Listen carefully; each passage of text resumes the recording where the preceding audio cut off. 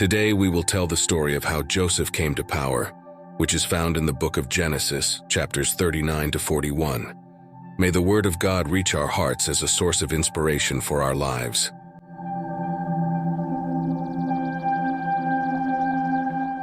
In prison, Joseph faced each day as a challenge, the chains of injustice weighing on his shoulders as he sought some comfort in the hope of better days. However, even amid the darkness of the cell, the light of divine presence shone upon him, a spark of hope that refused to be extinguished. His resilient character and unwavering faith did not go unnoticed by the jailer who, over time, came to trust Joseph and recognize his worth. Gradually, Joseph rose from prisoner to assistant and finally reached the pinnacle of his position by being put in charge of the prison. One day, while Joseph was performing his duties in prison, two prominent men from Pharaoh's kingdom were incarcerated, the chief cupbearer and the chief baker. While under custody, each of them was haunted by mysterious dreams that left them restless and perplexed. Upon hearing about these dreams, Joseph showed interest in deciphering them. With the wisdom that could only come from God, he interpreted the dreams accurately, offering a prophetic insight into the near future. For the chief cupbearer, Joseph announced an imminent restoration to his previous position, while for the chief baker, he predicted a dark and fatal outcome. With words of hope, Joseph instructed the chief cupbearer to remember him before Pharaoh, pleading for his release from the injustice that imprisoned him. However, despite the promise of liberation, Joseph remained captive not only by the stone walls of the prison, but also by the uncertainty of the fate that awaited beyond its walls.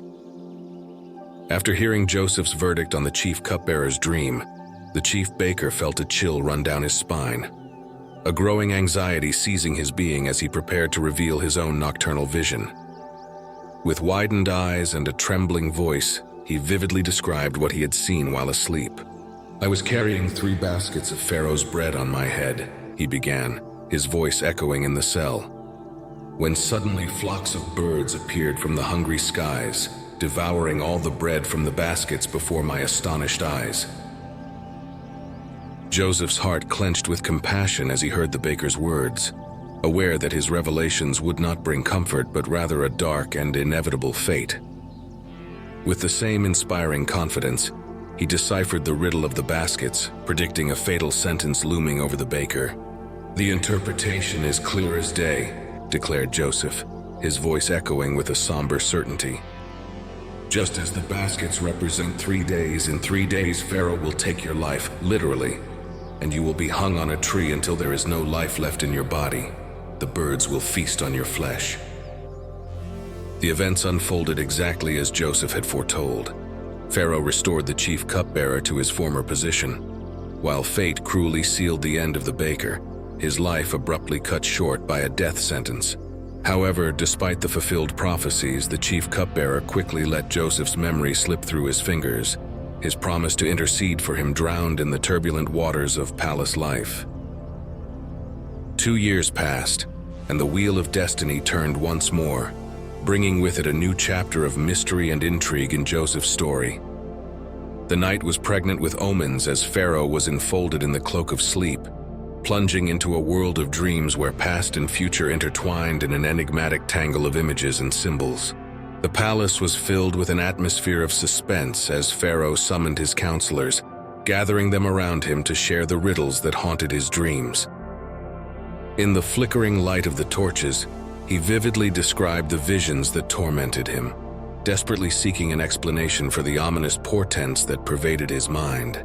"In my first dream," Pharaoh began, his voice echoing through the imposing walls of the hall, "I witnessed 7 fat cows emerging from the river, grazing peacefully along the banks.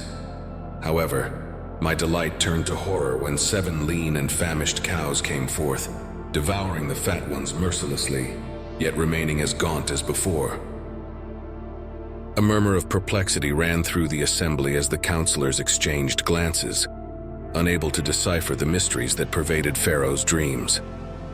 However, the darkness of uncertainty was soon dispelled when the chief cupbearer, enlightened by the lamp of memory, recalled a man whose gift for interpreting visions transcended the confines of the prison. "Your Majesty," the cupbearer began, bowing respectfully before the throne. "There is a man in prison whose gift is to reveal the secrets hidden in the most enigmatic dreams." His eyes sparkled with hope as he shared the story of Joseph, a prisoner who had accurately interpreted his own dream and that of the chief baker. Intrigued by the prospect of finding answers to his own enigmas, Pharaoh immediately ordered that Joseph be brought before him. The guards marched to the cell, removing Joseph from the dark confinement and preparing him for an audience with the monarch. Facing the throne of solid gold, Joseph listened attentively as Pharaoh described the dreams that haunted his nights. With a serious expression, he absorbed every detail of the visions, preparing to shed light on the mysteries surrounding the fate of the kingdom and beyond. With a firm and confident voice, Joseph stood before Pharaoh's throne, his words echoing in the grand palace hall with solemn gravity. He conveyed the divine revelations with striking clarity, each sentence laden with meaning and urgency. "The Most High is revealing to you, Majesty, what is about to happen," Joseph began, his eyes fixed on the king's. "The 7 fine cows and the 7 robust ears of grain represent 7 years of unprecedented abundance. However, after this period of plenty, will come 7 years of relentless famine, so devastating that the memories of the years of plenty will be overshadowed by the need." The tension in the hall grew as Joseph outlined the divine plan to mitigate the impending catastrophe. He eloquently articulated the urgent need for a wise and astute leader to manage the earth's resources, meticulously preparing for the dark years ahead. "Seek therefore a prudent and skillful man to govern the land," advised Joseph, his voice resonating with authority. "Let him organize the collection of food during the years of plenty and store it for the years of scarcity. For if this is not done, the nation will be consumed by famine and desolation." Upon hearing Joseph's words, Pharaoh contemplated the gravity of the situation. His thoughts plunged into the pressing need to act. Turning to his counselors, he acknowledged Joseph's unquestionable wisdom, recognizing the presence of the divine in his words and actions. "Is it possible to find someone better than Joseph for this task?" Pharaoh asked his officials, his voice echoing with determination. "He is a man endowed with the divine spirit, and his leadership will be indispensable for the well-being of our kingdom." Addressing Joseph with a look of respect and admiration, Pharaoh conferred upon him unprecedented power, recognizing him as one of the pillars of the Egyptian nation. "People will obey your orders," declared the king, his eyes reflecting confidence in Joseph's ability. "By my side, you will be the second most powerful man in Egypt."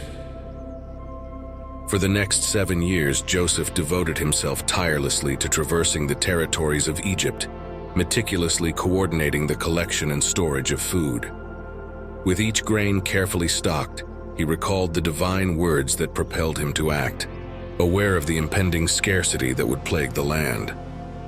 And so, as foretold in the designs of the Most High, the 7 years of plenty came to an end, giving way to a cruel and relentless famine that descended not only upon Egypt, but also upon the neighboring nations.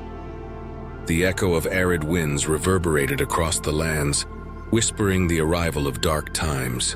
When the first signs of scarcity began to manifest among the Egyptian people, Joseph, acting with prudence and foresight, ordered the opening of the royal storehouses. The gates swung open to reveal mountains of golden grains, a precious treasure before the hungry eyes of the populace. Amidst the desolation of famine, the news of granaries brimming with food spread like a ray of hope beyond the borders of Egypt. Soon, caravans of merchants from all neighboring nations converged toward Joseph's storehouses, seeking sustenance for their people and relief for their torments. With cunning and wisdom, Joseph organized the distribution of the food, ensuring that every grain was used with frugality and equity.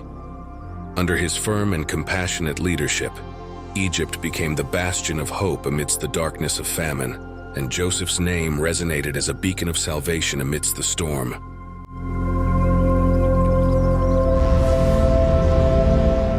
This is the third part of a 5-part series where we will tell the biblical story of Joseph and his brothers.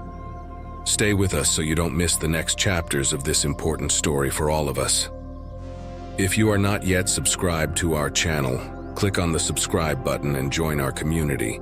Don't forget to also comment, leave a like, and click on the notification bell. Your presence and participation here are very important to us.